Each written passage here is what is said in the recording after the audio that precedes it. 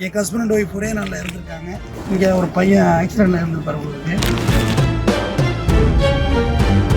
உங்களோட ultimate goal வந்து மரணம் தான். 100 கோடி வச்சுருக்கான் அக்கௌண்ட்டில், 500 கோடி வச்சுருக்கான், அதெல்லாம் ஒன்றுமே இல்லை. இங்கே பாருங்கள், அமைதியாக உறங்கிட்டு இருக்காங்க. இதெல்லாம் பல கோடிக்கு அதிபதியாக கூட இருப்பாங்க, நமக்கு தெரியாது. பணம் கூட இல்லாதவங்கள கூட இருப்பாங்க, ஏழையாக கூட இருப்பாங்க, நமக்கு தெரியாது. பட் எவ்வளோ அமைதியாக உறங்குறாங்க. இவங்க தான் எனக்கு பிடிச்ச நல்லவங்களே, இவங்க தான். இருக்கிற இந்த கொஞ்ச காலத்துக்குள்ள பாருங்க, கண்ணாடி போட்டுக்கிறோம், சட்டை, பர்ஃப்யூம், உடம்பு நாரக்கூடாது, செல்ஃபோன் 1க்கு 2, விலை போன ஆப்பிள் போன, ஆரஞ்சு போன, காரு 1க்கு 2 காரு, வீடு இல்லை 1க்கு 2 பொண்டாட்டி வப்பாட்டி, எப்பா என்னெல்லாம் ஆட்டம் அந்த பூமியை போட்டு ஆடிட்டு வந்து அழகாக அடங்கிட்டாங்க. வீக்கெண்ட் ஆகிட்டா ஈசிஆரில் இருக்கும் அப்படின்றதெல்லாம் ஒரு பில்டப் ஒன்றுமே இல்லை. நத்திங். இந்த சுடுகாடு எப்போ பேரை பார்த்துருக்கோம், நினைச்சு பாருங்க. இவ்வளோ மரம்லாம் பார்த்து சிரிக்குது பாருங்க. உங்களை பார்த்து இங்கே படுத்து உறங்கிட்டு இருக்காங்கல்ல, அவங்களும் ஆன்மாக்கள் தான், கேட்டுட்டு இருப்பாங்க. டே தம்பி, அப்படிலாம் ஆடாதீங்கப்பா, வந்து சீக்கிரம் வந்து சேருங்கப்பா, அப்படிதான் இது சொல்லுவாங்க. நமக்கு எல்லாமே பட்டினத்தார் மாதிரி ஒரு மடம் இந்தியில் ஒரு பாட்டு இருக்குல்ல, அந்த பணத்தை எரிச்சிட்டு சொல்லுவாங்க, மாடுண்டு கண்டுண்டு இருந்த மனிதா, இப்போது உன் வீடெங்கே, பேரெங்கே, புகழெங்கே, தனமெங்கே, இப்போது உனக்கு இட்டிருக்கும் பேர் பணம். இந்த இடத்துல நிற்கக்குள்ள நான் உண்மையிலே ஒரு பரிசுத்தமான ஒரு மனிதனாக பேசுகிறேன். இங்கேருந்து பேசுகிறேன், வாயிலிருந்து பேசவே இல்லை, ஹார்ட்ஃபுல்லாக பேசுகிறேன். இந்த இடம் அவ்வளோ புனிதமான இடம். இங்கே உள்ளவங்களாம் நல்லவங்க, விடுதலே பண்ண மாட்டாங்க. பாருங்கள், இந்த டிஸ்டர்பன்ஸ் யாரும் இல்லை, இந்த தொந்தரவே இப்போ நம்ம தான். அவங்க அமைதியாக உறங்கி கொண்டு இருக்கிறாங்க.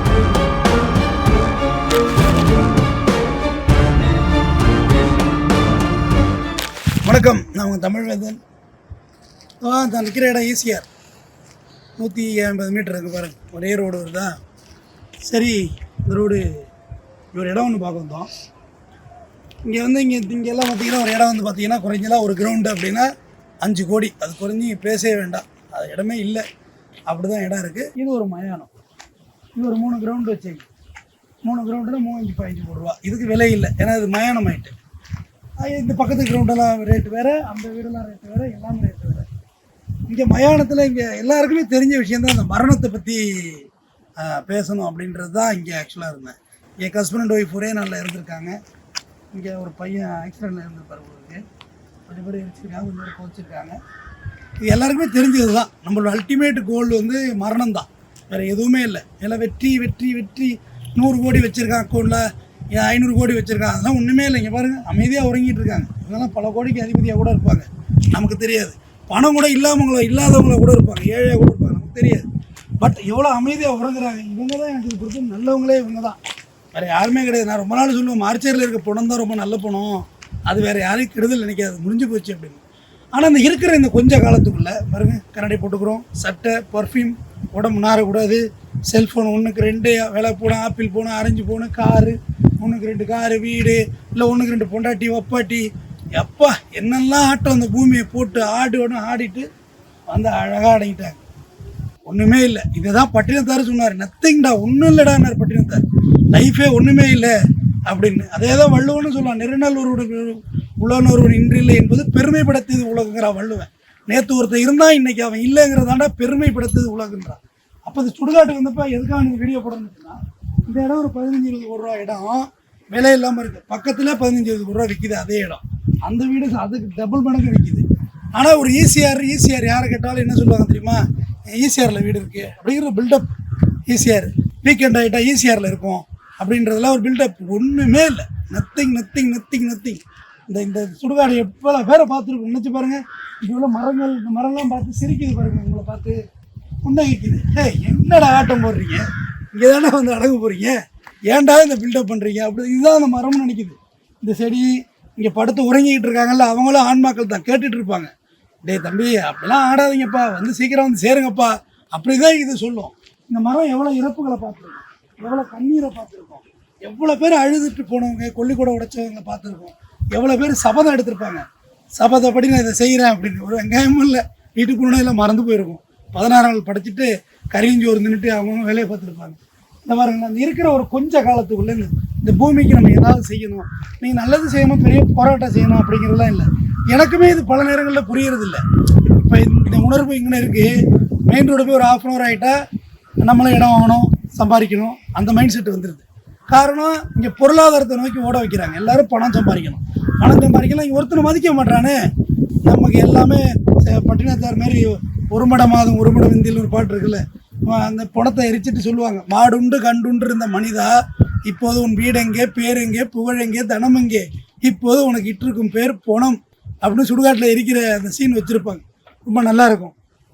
இவங்களும் ஒரு காலத்தில் நம்மளை மாதிரி சொந்தம் பந்தம், ஒரு கல்யாணத்துக்கு எனக்கு பத்திரிக்கை கொடுக்கல, அப்படி இப்படின்னு எவ்வளோ ஈகோயிஸ்ட்டாக வாழ்ந்துருக்கோம். ஆனால் நம்ம மரணம் வந்தால் ஈகோயிஸ்டம்லாம் தூக்கி வீசுது. இந்த உலகத்தை ஜெயிக்கிறது ஒன்றுன்னா நம்மளோட மரணம் தான். நம்மளோட ஈகோவில் தூக்கி குளிர உடைக்கும்.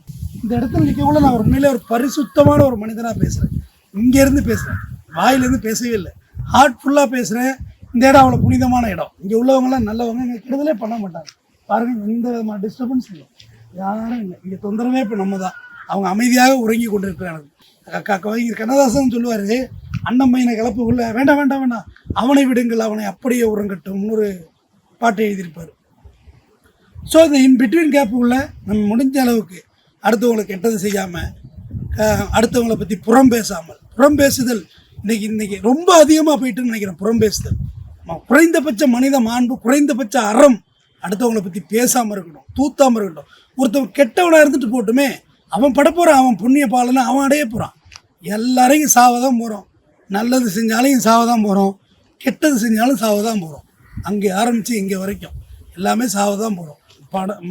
நம்மளோட நகர்வு மரணத்தை நோக்கியது. இதுக்கிடையில் காசாவில் ஒரே நாளில் 200 குழந்தைங்க சாவுது.